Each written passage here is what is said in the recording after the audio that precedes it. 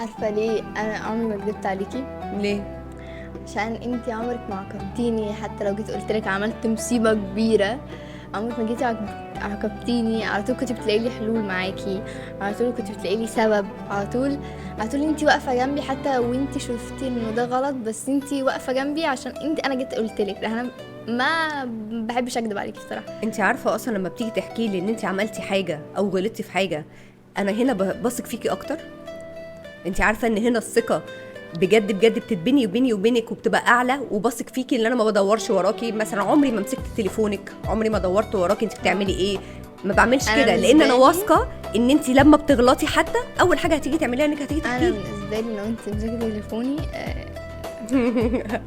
انا هزعل. انك كسرتيني كده ورميتيني حرفيا. بالنسبة لي كسرتك ورميتك؟ كسرتيني ورميتيني. يا نهار ابيض، اه بالنسبه دي لي جامده قوي دي. بالنسبه لي انه التليفون دي هو حاجه انا بعمل فيها كل حاجه، بقعد بيها على طول. يعني انت هتشوفيها كده ان انا كسرتك وان انا كده مش واثقه فيه خالص. يا نهار ضربه ابيض، جنيحه. يعني انتي مفيش كده نسبه ثقه ما بيننا. يا نهار، ده انت خضتيني على فكره.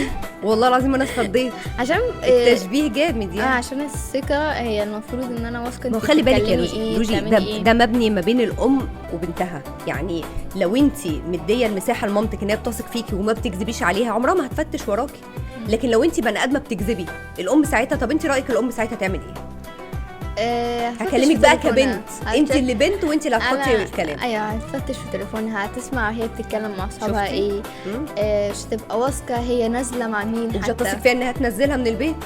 حتى لو نزلت هتبقى عارفه هي اكيد بتعمل حاجه غلط، اكيد دلوقتي. ده لو هي مش واثقه فيه. لو هي مش واثقه فيها. لكن لو واثقه فيها، لو واثقه فيها هي ولا خلاص. هنا. لا خلاص هتبقى مديها ثقه، لكن برضو بتخاف عليها.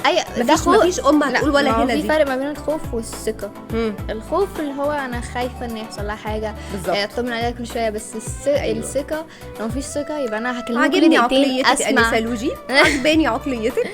بقول لك في هنا في هنا مخ. في هنا ايوه طلع في مخ والله.